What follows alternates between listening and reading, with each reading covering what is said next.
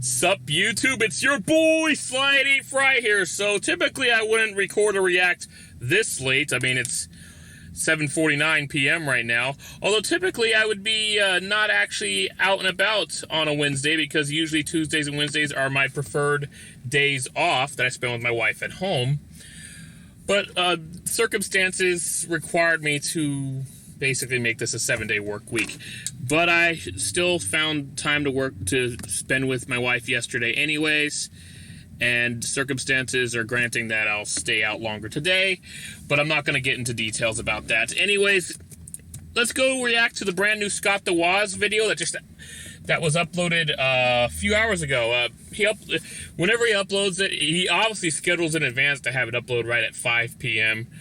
And earlier this year, it was always on Sunday, but it seems to vary on the day of the week now, which is fine, whatever. Anyways, E3 2001. I was 13 years old in 2001. Well, June 19th that year. I'm 33 now. I don't even remember E3 back then, but that's probably because I just didn't know about E3 back then. I was coming off an age where I watched a lot of Nicktoons from the 90s, and, you know, Cat Dog, Hey Arnold, you know, Ren and Stimpy, Rugrats, Doug, All Real Monsters, which I really enjoyed the Super Nintendo game of All Real Monsters. Hard-ass game, but rewarding the beat. And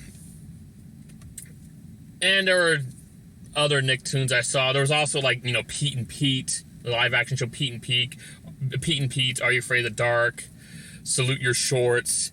There was that Wild and Crazy Kids. There was it Double Dare, that game show, and there was, like, Figure It Out, that game show was hosted by Summer Sanders.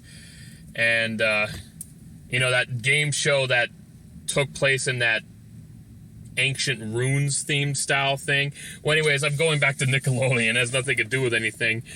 So I didn't know about E3 until probably sometime in the mid-2000s, when I was an older teenager getting close to becoming an adult at that point. Scott the Woz was probably only like 4 years old when this came out, because he was born like 97. But it's cool, because Scott the Woz, he'll have a perspective. He'll talk about E3. Every year he talks about the E3 of that happened that year. So this year he talks about 2021. Last year he talked about 2020. Actually, there was no E3 in 2020, but he mentioned like the announcements or whatever. But every once in a while he talks about E3 starting from the beginning, which the first one was like 95, which is before he was even born. I think the reason why I knew about E3 by the mid-2000s was thanks to the TV channel G4, or G4 TV.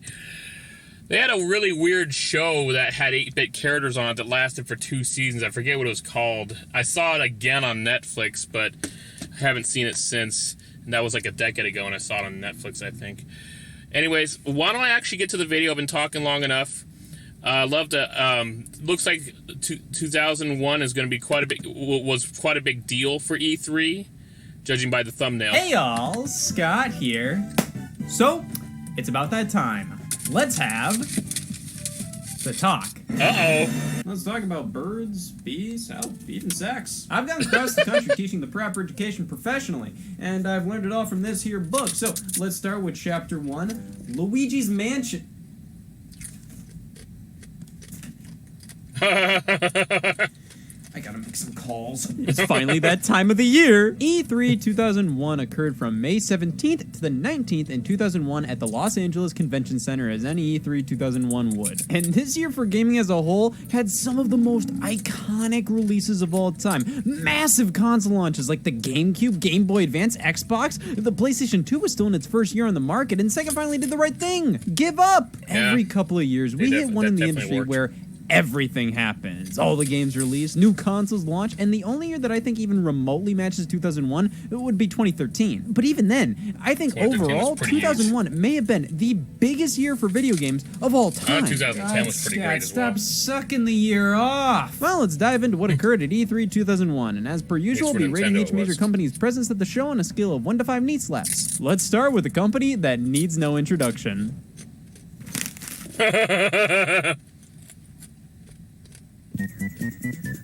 The final few years of the Nintendo 64, well, they sure were years. We did get some amazing games during this time, but they were going up against the launch of the Dreamcast and PlayStation 2 alongside all the titles coming out for the 10 times as popular PlayStation 1. Dr. Mario 64, brace yourselves, wasn't gonna cut it. And looking back at the history of E3s, the past few years really felt like Nintendo was spinning their wheels. While other companies were pushing forward with new tech, and Nintendo was saying, "No." Oh, and nothing wrong with Dr. Mario 64. I'm sure it was a great game. It's just, you know, it's a puzzle game. It's not meant to be a system seller, you know. oh, we have a new console. All right, can we see it? You can see Mario Party 3. The 64 was just kind Mario of Party 3 in was amazing. existence for a while now, but E3 2001 was Nintendo's first E3 show for not only the GameCube, but the Game Boy Advance as well. Yeah, read off that spiral notebook. This isn't a press conference, it's a book report. We're still in that era of press conferences where press conferences were press conferences, damn it. For some reason going on about how the GameCube has a shot against the competition via graphs. Well, this graph would have more value if you show me the games that would give it a shot against the competition. This conference had the theme of the Nintendo difference. What are you, a brand of paper towels? No, according to Nintendo, the Nintendo difference is this. An absolute fetish for quality. Hey, guy, what's your fetish? Well, quality, quantity, the pursuit of happiness, ass and chips. Satoru Iwata. A fetish for quality? My goodness. That is a weird way to word that. I mean, those who have fetishes... Actually, I think probably everybody has a fetish or kink. Everybody has something. Whether it's harmless or strange. Don't you want the performance... don't you want what, you know, accompanies that fetish to be of quality? So a fetish for quality is just kind of weird. Comes on stage just a year before he became president of Nintendo, discussing how games all look the same and really leans into the Nintendo difference. Now over on Nintendo in comparison, it's all about innovation and quality. They released this a month prior. Miyamoto comes out on stage and holy sh**, he's one hand in that bitch! Bill Trennan accompanies them for translation and introduces the first game with the concept of trying to figure out what characters to bring to GameCube first. Super Smash Bros. Melee is still beloved today.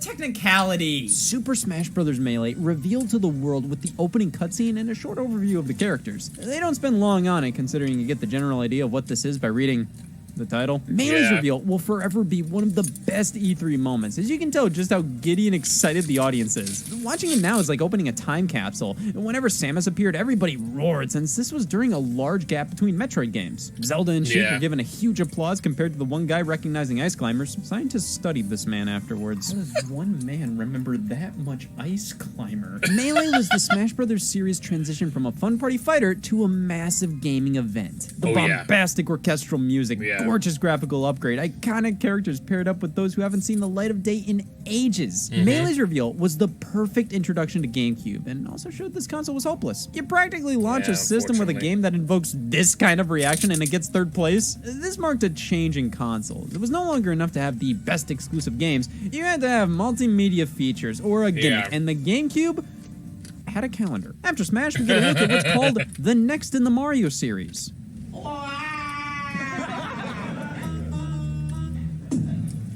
Ladies and gentlemen, the next in the Mario series. So I like Luigi's Mansion, but the way it was shown here felt more like a joke. And I think a lot of critics had this feeling towards Luigi's Mansion when it first launched. The stigma that it was lame as shit.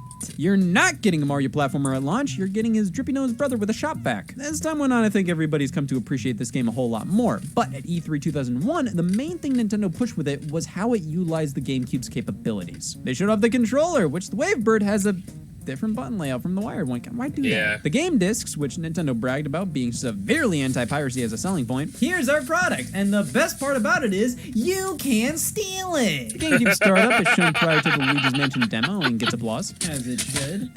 I'm sorry, that's good. That's, oh my gosh. Yeah, like the consumer really cares about that. Good one, Scott. Oh my god.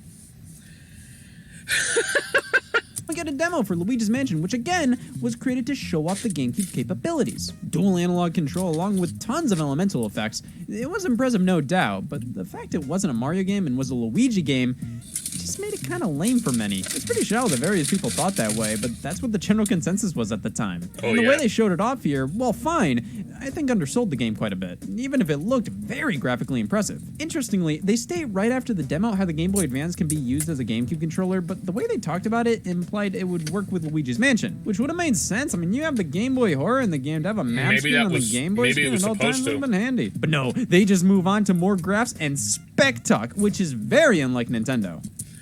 To be honest, I get the feeling that they actually meant for that to work. Like they meant to use the Game Boy Advance as a controller for Luigi's Mansion, but they didn't add any more details because just in case it didn't work out. And you know, if that's what they did, then it's the right decision to not add any more details because it didn't work out.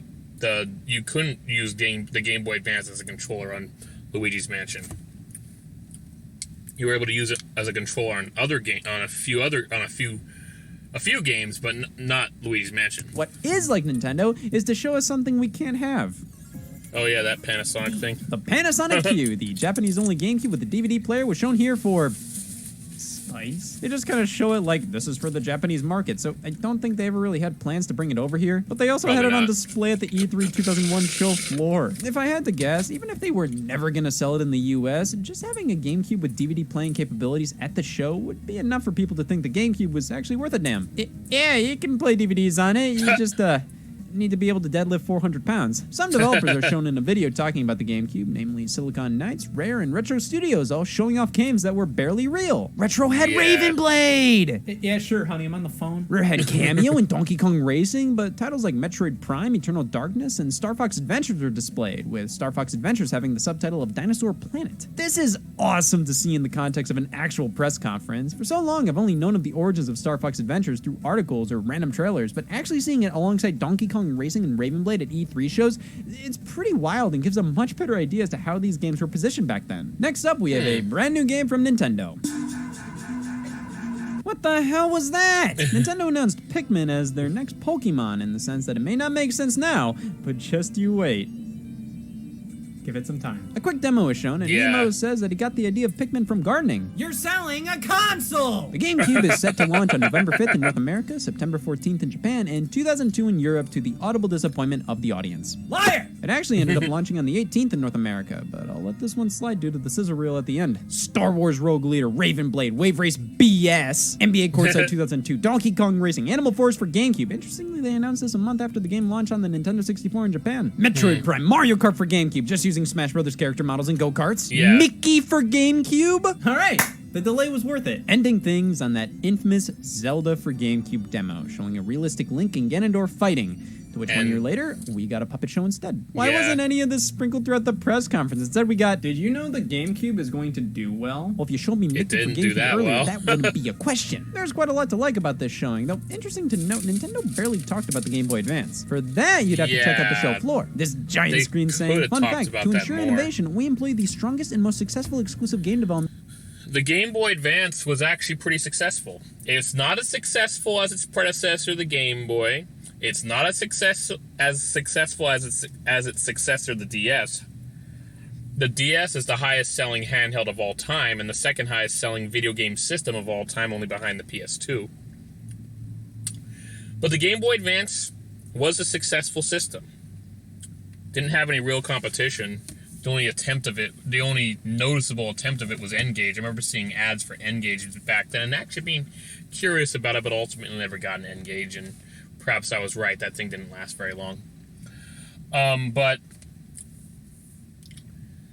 Yeah, they probably should have mentioned the Game Boy Advance a little more. I mean, I guess maybe because a lot of the games that were coming out for the Game Boy Advance were remakes, and maybe also because it wouldn't have looked that impressive because the graphics of a lot of the Game Boy Advance games looked like Super Nintendo graphics, which back then felt impressive because we had Game Boy before then, and the graphics were not very good, and the color was, well, not even there except on Game Boy Color games.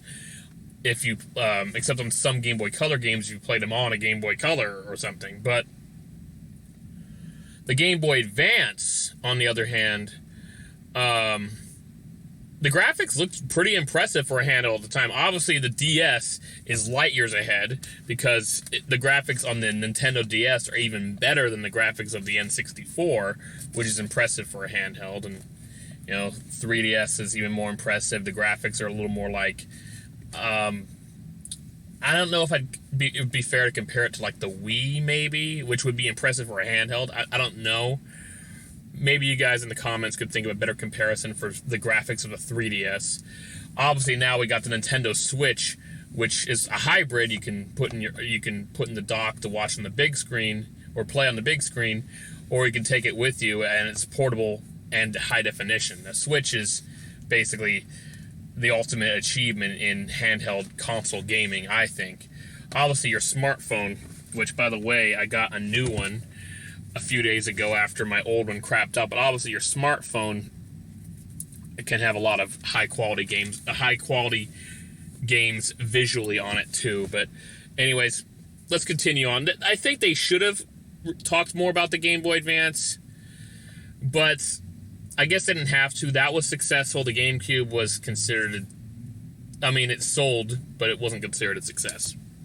Resources in the world. That's not a fact, that's just smug. I love this rotating actual GameCube logo and the Game Boy Advance demo unit showing games like Mario Kart Super Circuit, F-Zero Maximum Velocity, successful exclusive game development resources, Boy Advance. For that, you'd have to check out the show floor. This giant screen saying, fun fact, to ensure innovation, we employ the strongest and most successful exclusive game development resources in the world. That's not a fact, that's just smug. I love this rotating actual GameCube logo and the Game Boy Advance demo unit showing games like Mario Kart Super Circuit, F-Zero Maximum Velocity, Wario Land 4. This was a damn good show. Though their presentation seems better on paper because when you actually watch it... And more innovation will be on display when our Space World exhibition brings me right back to economics class. It may have felt like there were a lot of games, but it was primarily just Smash Brothers, Luigi's Mansion, and Pikmin. Everything else was just sort of thrown in a sizzle reel. They still did a good job impressing, and that's more evident by taking a look at the show floor, though Nintendo just didn't show much that clawed people away from the PlayStation 2, unfortunately. Yeah, Smash Brothers looked amazing, but did that make up for the relative lack of third-party support? To some, yeah. And I think something big Nintendo proved this E3 was a massive change to their software output. That slowed down to a crawl on Nintendo 64, but with the GameCube, they showed off a ton of exclusive games in development, most of which came out within the first year or two. Nintendo in 2001? Keep it up. Well, let's take a breather in the form of E3 2001 memorabilia. These Activision 02 hats were given out. Activision 02 was a sub-brand they used for their sports games. Because sports require oxygen! Well, that was fun. Let's move on to Sony. Let's see how Good Boy PlayStation did this year. They have the best-selling console of all time. Again, so why even try? Well, Kaz arrived. Yeah. Just stepped off the golf course. It's crazy to see these iconic Sony executives there so long ago. Jack Tretton, Andrew House, the King's all here, which means their first announcement must be big. First, we will debut a DVD wireless remote. I stand corrected. Fucking huge. Gran Turismo 3 gets a trailer, even though it's already been out in Japan. Jak and Daxter gets a trailer and demo, being the big holiday title for the PS2 that year, being poised as the PlayStation 2's Crash Bandicoot. But who gives a shit when the PS1 LCD screen is announced? It says right here. The PS1 is still a lucrative piece of Sony's business. Well, the show is all about PS2. They still intended on giving their first console some proper support. Sony's done that with all of their consoles. Yeah, even when the PS4 came out, they released Gran Turismo 6 exclusively on the PS3 a month later. They highlight that Square will remain exclusive to PlayStation consoles for the time being, which showcased how powerful this partnership was at the time. Yeah. But with all this power and having the most successful console out at the time, that meant 10 minutes of EA Sports. Wow. I'm going to put this into perspective. Now, I'm sorry to say, but I'm not much of a Final Fantasy guy. I haven't played the games very much, at all. I actually bought something called Final Fantasy Crystal Chronicles for GameCube or something. years ago, like over a decade ago, and I never played it. I bought it used at GameStop, I think. It didn't even have its original case. It was just one of those blank cases with the label. I wish I played it, though. But, so my first real experience with Final Fantasy was when I downloaded the very first Final Fantasy for NES on my Wii through the Virtual Console. And even though it was the very first one, it was pretty cool. Pretty fun game. I would like to play the later ones. I played a little bit of Final Fantasy VI, known over here as Final Fantasy III, but come on, it's the 6th game. For the Super Nintendo via the SNES Classic. I played it on there. I didn't play much of it, though. But yeah, I hope to play more of them. But I'm just going to go on with this. Square used to be pretty much synonymous with Nintendo. All the Final Fantasy games are coming out for the NES. There was an action adventure series, sub-series coming out for Game Boy. They released their main series RPGs after the NES on the Super Nintendo. And then, I guess because the N64 was doing cartridges instead of CDs, Square decided, nope, we're going to work with Sony. And they changed their name to Square Enix, and all the Final Fantasy games at the time were coming out for the PlayStation systems. PS1, then PS2, and nowadays, I believe you can get Final Fantasy games. I believe they're multi-platform now, but back then, nope, definitely not. It goes to show that as amazing as Nintendo is, they are capable of making mistakes. Choosing cartridges lost them some people, like Square. I think there were others. That's like the number one. That's like the big one, though. Rare, or Rareware, however you want to call it, they were also synonymous with Nintendo. Almost every game they released came out for Nintendo consoles, whether it was the NES with Battletoads, the SNES with the Donkey Kong Country trilogy, Killer Instinct, the N64 with another Killer Instinct game, Donkey Kong 64, Banjo-Kazooie, Banjo-Tooie, Diddy Kong Racing, obviously GoldenEye and Perfect Dark. All those are games by Rare. There's also Blast Corps. But yeah, then, 2001 comes. The final game Rare released for Nintendo, at least at the time, was, Star Fox Adventures Dinosaur Planet on GameCube, but then Rare was bought by Microsoft, and everything they released was on Microsoft. I forgot to mention Conker's Bad Fur Day on N64. I know people are going to be like, oh my god, that game! But, yeah, so other than that, when it comes to home consoles, they've only released games on the Xbox systems, and I think they've released games on PC, I don't remember, but, that's it. They have released an occasional handheld game on the DS, like Diddy Kong Racing DS, but that was because Microsoft doesn't have any handhelds, and they said, oh, fine, we're not in competition with their handhelds, go for it, kind of thing. That I don't think was a mistake by Nintendo, just Microsoft just probably gave Rare an offer they couldn't refuse. I also actually heard that if Nintendo didn't let them get sold off to them, it's possible that Rare would have owned Donkey Kong, the likeness of Donkey Kong, and Donkey Kong would come out for Xbox, but that was just something I heard. I doubt there was much truth to that. Anyways, let's continue on with this video. Oh, Madden 2002's on the PlayStation 2. These mad sons of bitches finally did it! If this was the first Madden on PS2, or on this generation of game systems in general, I'd understand a gameplay demo for the conference. Final Fantasy X is shown. Like, my god, can you believe how fast they were pumping these games out at the time? God. Final Fantasy was practically a yearly series at this point. Oh, that's too much. 9 coming out one after another made some sense with them all being on the same console, but 10 was for the PlayStation 2 and still released just a year after 9. They show a movie trailer for Final Fantasy, The Spirits Within. Then we dive...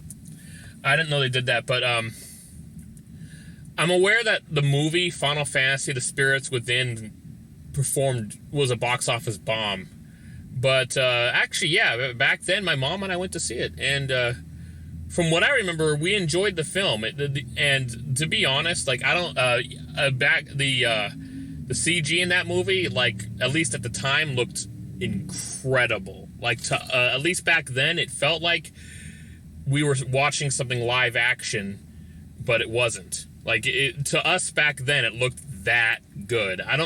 I doubt nowadays it would be seen as that good now, but I still feel like people would reflect on how good the CGI looked at the time.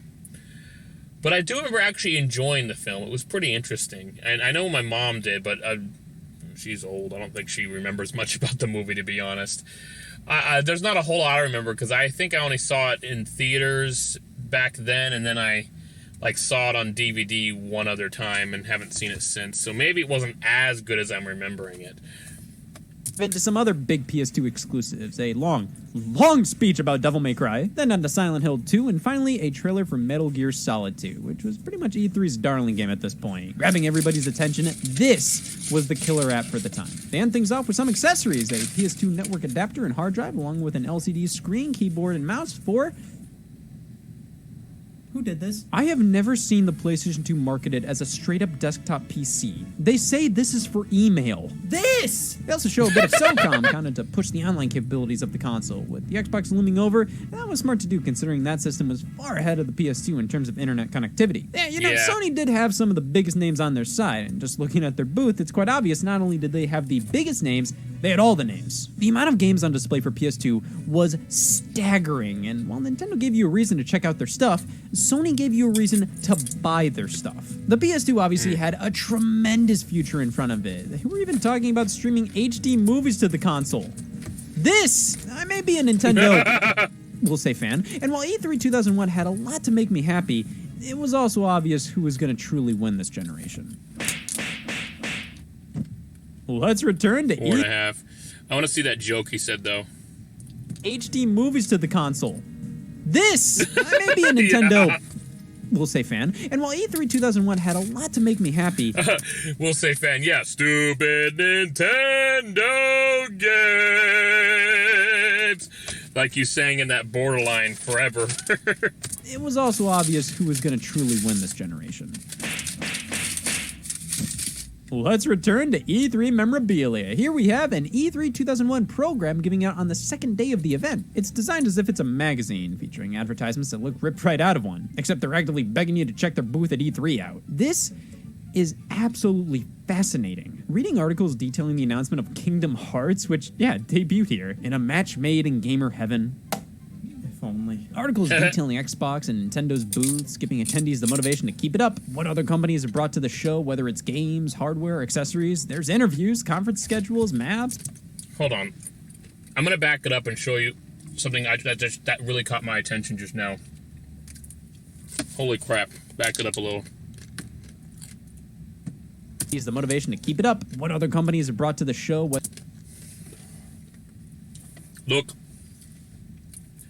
Duke Nukem Forever was mentioned back then. Oh my god. That is like probably one of the biggest disappointments of all time. I think I heard that that game was in development hell since they started developing it like in the late 90s.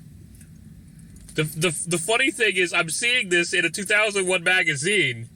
That game got delayed so long. It came out like in, I think it was 2010, and it sucked. Well, I don't know if it really sucked. I think it's just that people were so disappointed that they took forever, like the name implies, to make the game, and it wasn't that good. I don't know what the opinion of somebody who played the game without those expectations would think. Maybe the game's actually not that bad. Maybe it's just more like it was a huge disappointment because people waited for more than a decade for the game to come out, and that's what they got? Whew.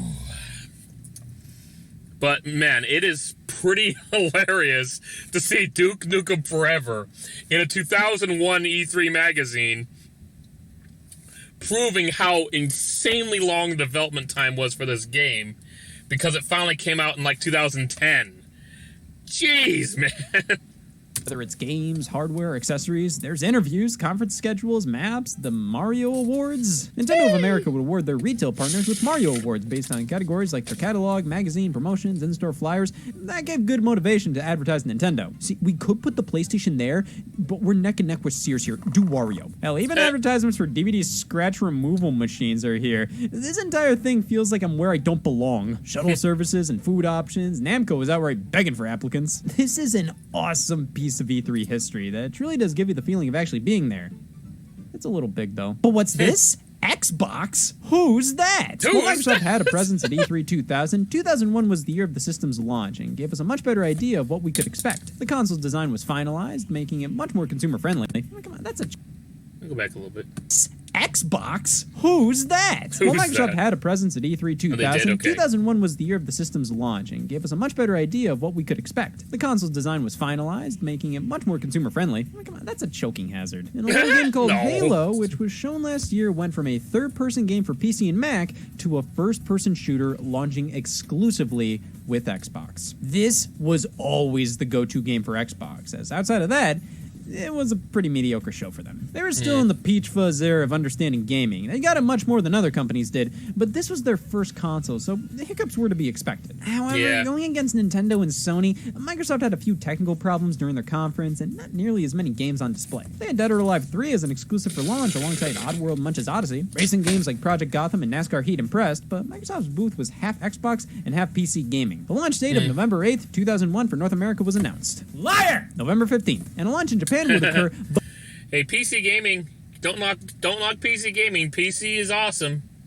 My favorite games, a lot of them are on PC.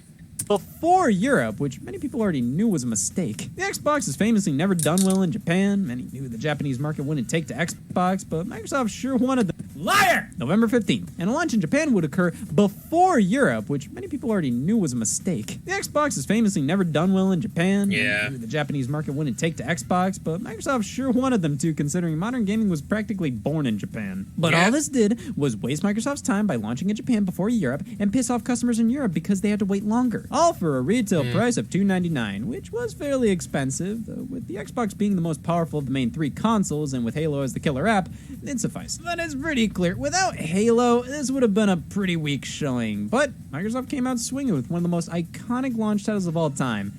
That's gotta count for something. Grand Theft Auto. Yeah, I remember back then,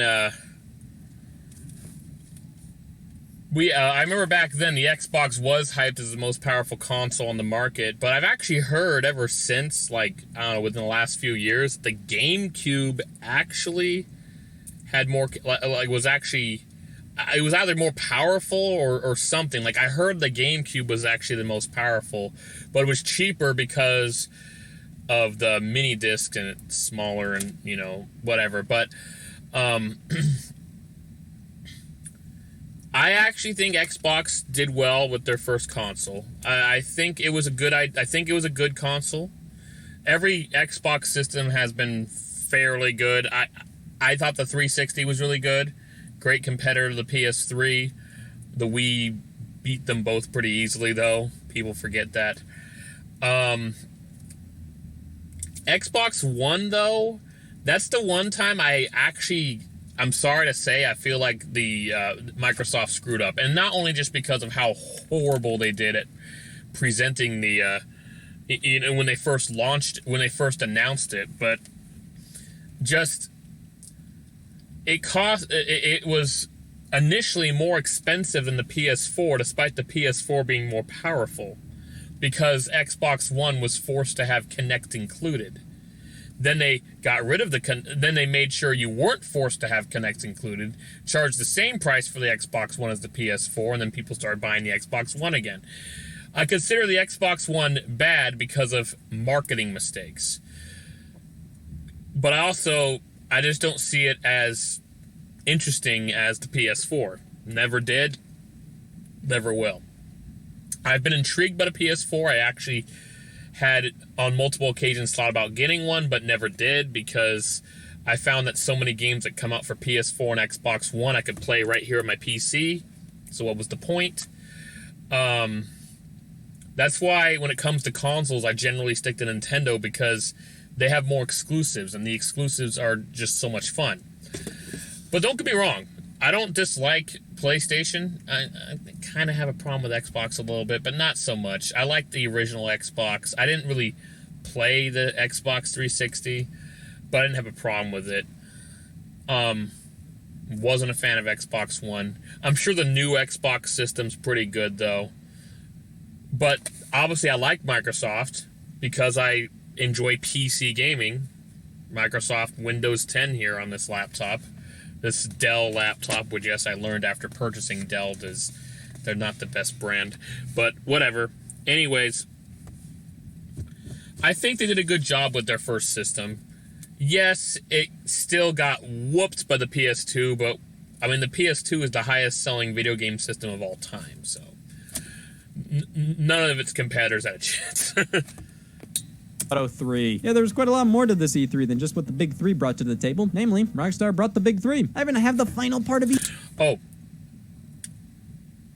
I have plans for a top 10 underrated video game systems of all time. There are some obvious ones, Dreamcast, Wii U, PS Vita, for example. I actually am going to have the original Xbox on the list, because it's considered a success, but it didn't actually sell that much more than the Gamecube did. And the fact is, the Xbox is the first home console I know of that had its own internal hard drive. Look, before that, all the consoles before that, the save data was on the cartridge itself, at least for the cartridge consoles. You could get a memory card attached to your N64 controller and put the save data there, so even if you actually lose the cartridge and buy a new one, you have the save data on the memory card. You could do that. I've done that with Perfect Dark before. That was awesome. I was so happy I didn't lose my save data. But the PlayStation, its discs did not have expandable storage for the games. You had to actually insert a memory card into the console to save data, and that sucked. The Dreamcast, it used memory cards. PS2, it used memory cards. GameCube, that used memory cards. The original Xbox, though, is the first console I know of with its own internal hard drive, like what you would expect from a computer. Computers have pretty much almost always had their own internal hard drive, but the original Xbox had one, and that's awesome. That's quite innovative, because guess what? In the very next generation, all the consoles that the Xbox 360, of course, would have it. The PS2 and even the Wii, they all had internal hard drives. The original Xbox might be the home console that started that. So, it deserves some recognition. It didn't. It sold okay, not great, but it deserves recognition for, modernizing video game systems to make sure that they have internal hard drives, so you don't have to buy memory cards all the time. Of course, the Switch was kind of a step back because it's only 32 gigabytes of internal storage. And you got to get a micro SD card for some things, but yeah, the Wii U was also 32 gigabytes of internal storage. Ugh. Anyways, continuing on. E3 2001 memorabilia, the sticker they gave out. Yeah, take a look at that. Okay. Duke Nukem Forever made another appearance, this time looking quite a bit different from the last time we saw it. This one showcasing how truly expansive the game was going to be. Look at all these environments, characters, things to do, epic music. None of it ever happened. Yeah. Sega was everywhere this year, making deals all over the place with the announcement that Dreamcast would be fizzling and Sega as a company would become a third party. Each console manufacturer made a deal to get a certain Sega franchise on it exclusively, most notably Sonic on Nintendo. The sheer amount of massive industry-defining games to come out of this E3 is unprecedented. Prior years felt like growing pains, but E3 2001 it truly does feel like where E3 became E3 from there on out. Wait a second. No, I'm just confused.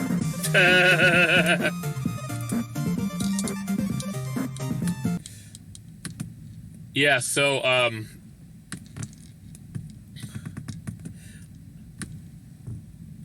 I haven't heard this discussion in a long time, and I'm glad I haven't, but Sega. For years, I kept seeing people say, oh, Sega needs to make a new console. I'm just like, why?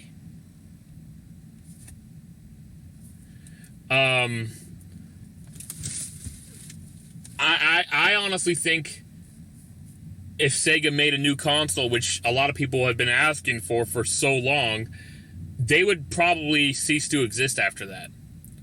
That would be a suicide mission. Because the same competition that caused Sega to leave, Microsoft, Sony, and Nintendo, are still there. That's what the standard's going to be for a long time. It's probably never going to change. It probably will never change unless one of them fizzles out. And I'm sorry to say, the most likely one's probably Microsoft. But that's not going to hurt them because they're going to still do extremely well in the PC market anyway. But yeah, those who keep saying they want Sega to come up with a new console, quit being ridiculous fanboys. They're not going to do it. They're not going to do a console again. Not a new console. Never again. There's no reason for them to do so. The Dreamcast was a great system, but it could not keep up with its competition, and Sega ultimately must remain a third party. And there's nothing wrong with that. Now Sonic is available on every platform. You don't have to buy something specific to play Sonic. There have been exclusives here and there. Like Scott the Woz pointed out, Sonic was exclusive to GameCube initially, with the release of Sonic Adventure 2 Battle, the GameCube port of Sonic Adventure 2, which originally came out on the Dreamcast. And then, of course, there was Sonic Mega Collection, which has a collection of a bunch of Genesis games, classic Sonic games from the Genesis, as well as some other games like Flicky and Rice Star. And then it was, of course, there was the Sonic Advance on the Game Boy Advance games at the time. Then there was Sonic Adventure DX, which is a GameCube port of the original Sonic Adventure, which was a launch title for the Dreamcast. Then after that, I guess that exclusive deal went away because Sonic Heroes came out for all platforms. And then they released, Sonic Mega Collection Plus on the PS2 and the Xbox. But yeah, Sonic is available on all platforms, which is awesome. I love that I didn't have to buy a PS3 to play Sonic Unleashed. I played it on the Wii. Granted, the Wii and PS2 version are completely different than the PS3 and 360 version of Sonic Unleashed. It's still awesome. Sonic 4 Episode 1 was available on all platforms. Episode 2, for some reason, was not available on Wii, even though it could have very easily been available on Wii. I don't know why they decided for it to be only a PS3 and 360 and I guess PC later on. But yeah, whatever. Sonic Generations was PS3, 360, PC, and then there was a 3DS version that's completely different. And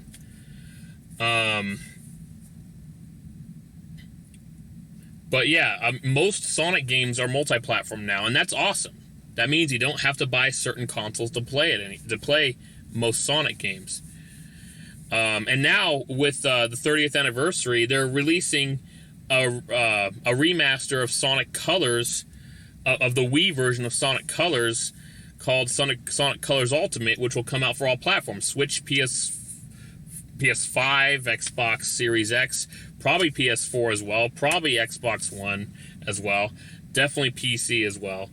So that's awesome, Now that one which was exclusive to Nintendo is coming out for all platforms. So chill out. Just enjoy Sonic and the other Sega franchises that are still being made. Enjoy them on the various platforms they're available on now. Nothing wrong with that. Moving on from there, I have to agree with Scott the Woz. Nintendo needed to prove a lot to win people back. The N64 is considered a success, I think.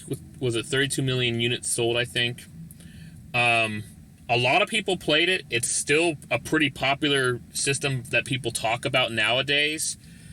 I actually thought more people had... Back then, I actually thought more people had an N64 than a PS1, but no. The PS1 dominated. The PS1 sold over 100 million units. But the N64 was still popular. Maybe the reason why I thought it was so popular was because, like, when you had friends come over, they typically would want to play the N64 because it was 4 players, and it had Mario Kart 64 and GoldenEye and Perfect Dark and a lot of really fun multiplayer games on there. Don't get me wrong, the PS1 has the Twisted Metal series. There were four Twisted Metal games on the PS1. All of them pretty fun. I actually liked the 4th one the most, believe it or not. I just liked that, you know, you had custom cars and a lot of really cool stuff in that game. Not to mention, even Eclipso was actually playable instead of being that, like, magic being that's, like, in charge of the games. He was actually somebody you can play as who can launch nukes as a special move, which is really cool. Let's see. What else?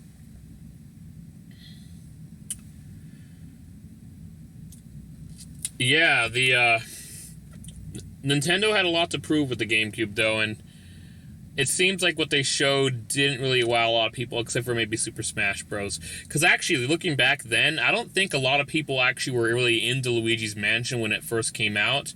It got better with age. That's what happened. That's why it took so long for another Luigi's Mansion to come out. The second Luigi's Mansion to come out was the Dark Moon on the 3DS, which came out like 12 or 13 years later or something. That's a long time after the first one. So its popularity was gained over time. The internet helped with that. It's kind of like the movie The Iron Giant. It's popular now. People love The Iron Giant now. But when it first came out, it bombed in the box office. It bombed horribly in the box office. I personally believe it had to do with the trailer. I remember the trailer. It seemed too happy and kid-friendly. Well, not even just kid-friendly. It just seemed too happy and, like, nice to kids in the trailer. But one of few times I listened to a reviewer. Mom was reading a review from a newspaper critic at the time, and was praising the movie, how great it was, how much of a well-told story it was, and my family and I watched the movie in theaters, which was awesome to see in theaters, because The Iron Giant is an awesome film after all. It turned out to be. I think if the trailer was different, maybe it would have been, you know, better. And maybe it would have performed better. But, you know, now the Iron Giant is actually a pretty popular character, and the movie has gained so much popularity. Thank you, Internet. The Internet has helped cause things that just weren't very popular to become popular sometimes, like Luigi's Mansion and The Iron Giant. I think it's a worthy comparison. Anyways, that was really fun to watch. Didn't expect to go for this long. Holy crap. I need to go back to work. Actually, I'm probably going to have to stop work soon. It's getting late. But thank you so much for watching. Please like, comment, and subscribe. Be sure to click that bell icon to add me notifications. I appreciate that. I have more... I've actually reacted to a lot of Scott the Woz videos, so check out my playlist of that. Check out some of my original stuff. I have a compilation of comedy videos that I had worked on back from that I had uploaded back from 2009 all the way to 2020, because that's when I uploaded the compilation. And some of them I worked really hard on, but you know, they didn't really help with getting much views on YouTube, unfortunately. Plus, I have other things coming besides just React videos. I got tier lists. I'm working on. It's just I'm so busy with work right now. I just don't have as much time to do my more original stuff. Check out my Sonic movie review that came out July 29th. You'll like it. Most people like it. If you don't like it, it's okay. But check it out.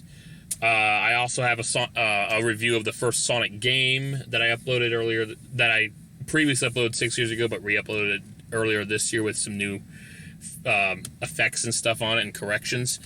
And yeah, like I said, I have a top 10 about underrated consoles. I also plan to do a list of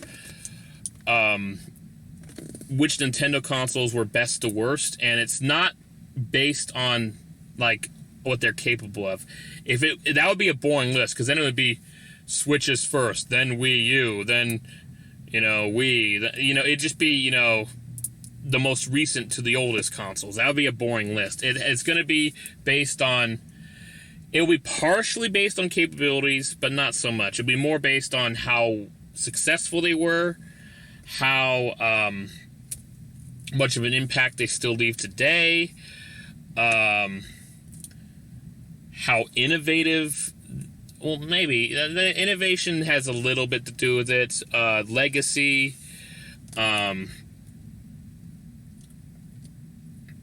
all that. But anyways, been talking long enough. Thank you so much for watching.